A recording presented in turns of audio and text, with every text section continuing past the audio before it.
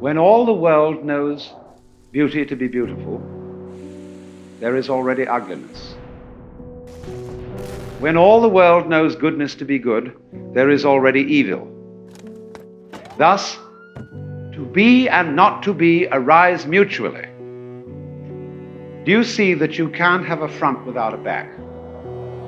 That you can't have a top without a bottom? That you can't have the idea of long without the idea of short? You don't have a world in which there are bees without flowers or flowers without bees, because you see, bees and flowers are really the same organism. They look different, just as your head looks very different from your feet.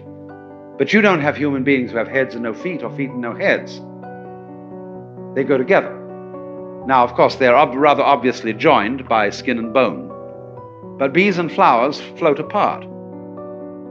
Bees buzz and flowers send out smell and color. But they are the same organism because they're inseparable. They require each other. So this is the whole idea of arising together. So that, in other words, to be and not to be, the whole notion of is and isn't, depend on each other. Now, this is contrary to our common sense. We think that being is really there and non-being isn't. But we are at the same moment afraid that being may end up as non-being. There's so much more non-being than there is being. In other words, there seems to be so much more space than there is solid. And since whatever is solid in the world requires energy, and since energy eventually runs out, we're afraid that it may all end up as nothing. That we may end up as nothing and everything else. And we are scared stiff of that, because we don't understand that space or emptiness and solid are two aspects of one reality. Just as front and back, just as bees and flowers, they have to go together. You cannot possibly conceive a solid without a surrounding space.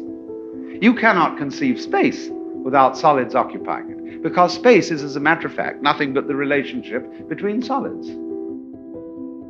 It's like an interval in music. You can't hear melody unless you hear intervals. But the intervals aren't there, there are the tones. The intervals are in a way an illusion. But the hearing of intervals, that is to say the steps between tones, is absolutely necessary for being able to hear melody. If you don't hear the intervals, you only hear a succession of noises. You are then tone deaf or tune deaf. So you see how important the interval is. And any architect, any artist knows that space is real. We talk about the functions of space. Astronomers and physicists talk about properties of space, curved space, and so on and so forth. But in the ordinary common sense that most people have, they think space just isn't there. Solids are there. Reality is therefore identified with the solid, with the energy, and unreality with the emptiness. And there is this, therefore, fundamental anxiety that arises from the fact that the moment you know you exist, you know you could not exist. And therefore, all through one's life, there is a sort of sword of Damocles hanging over you that at any minute you might not be. Wowee, and that's a real scare. Until you understand that to be or not to be is not the question. Because to be cannot be without not being, just as not being cannot be without being. The yang and the yin. The yang means the south side of a mountain, which is in the sun. And the yin means the north side of a mountain, which is in the shade. And so they come to mean positive and negative, black and white, male and female. But you see, the whole secret is that the yin and the yang are inseparable. Let's say when we were little children, and everybody taught us 1, 2, 3, and ABC, they didn't teach us the lesson of black and white. This belongs, in a way, in our culture, to the hushed up side of things. The lesson of black and white is this. If you realize that all your senses are really one sense. A kind of touching. You touch light with your eyes. You touch air vibrations with your eardrums and get sound. Then smell is touching gases and dust in the air. Taste is touching the texture of food and things.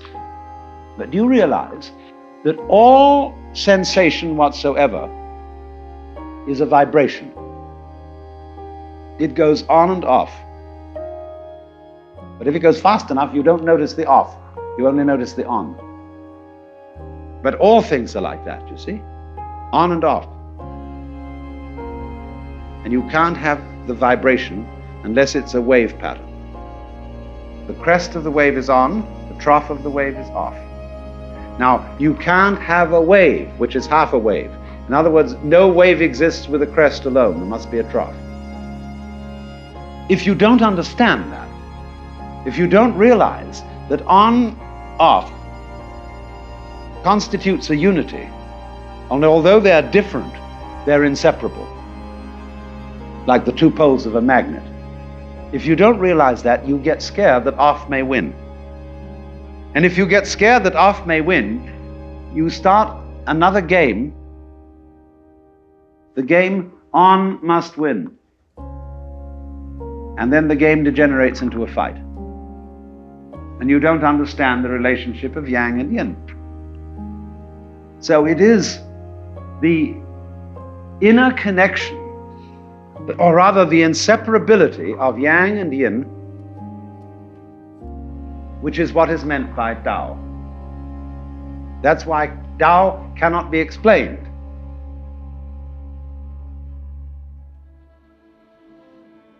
And the reason, again, if I may put it in another way, is that all thinking is classification. It's asking, is you is or is you ain't? Is it this or is it that? Because after all, if you want to say something is inside, it requires an outside. You can't have an inside without an outside, or an outside without an inside. Which is it? And we've magnified this into a nightmare, where the ultimate consequence and destiny of the cosmos is, are you saved or are you damned? Forever. What people don't understand is that you don't know you belong to the saved group unless there's also a damned group. In every American town, there are the nice people who live on one side of the tracks and the not so nice people who live on the other. In my town, which is Sausalito, there are the people who live on the hill, and they are the nice people. And then there are the people who live on the waterfront, who are bohemians and beatniks and goodness only knows what. Well, now, when the nice people on top of the hill meet for their cocktail parties, the main thing that they discuss is how the whole town is deteriorated and how the awful people are proliferating and fouling the bay up and so on. And they feel that this boosts their collective ego because they know they're the nice people. Meanwhile, the bohemians and beatniks get together at their parties and they play like they're the real in-group, because all those squares and bourgeoisie who live up on the hill are engaged in a business rat race, doing work which is of no interest in order that they may buy toy rocket ships and have wall-to-wall carpets and horribly clean houses. And so bohemians and beatniks boost their collective ego by arguing against the people on top of the hill. What neither side realizes is they need each other. You don't know who you are if you want to belong to an in-group unless you define an out-group. It is the same with philosophy. One side is called prickles and the other is called goo. And prickles people are people who like things to be sharp and clear and definite and everything well in order. And they look upon other people who they think are vague and sloppy and unrealistic and wishful, and they say, ugh, you're just goo. Well, the goo people turn around and say, well, you're just bones. You just rattle. You've no skin on you. You know the words, yes, but you don't know the music. You have no finer feelings. Prickles people want to believe that the ultimate constituents of the material universe are particles. Goo people prefer to think of it as waves. The thing is that they don't realize that you wouldn't know the standpoint of prickles unless you knew goo as a contrast, and vice versa. Because the real world is gooey prickles and prickly goo. Any way you look at it. So you see, that's just the yang and the yin. The yang is prickles and the yin is goo. And they're inseparable, but quite different. And the thing is that to see wisdom is to understand the secret conspiracy between the opposites. That you wouldn't know one without the other. That is, it were Tweedledum and Tweedledee agreed to have a battle. That under all explicit opposition, there is implicit unity.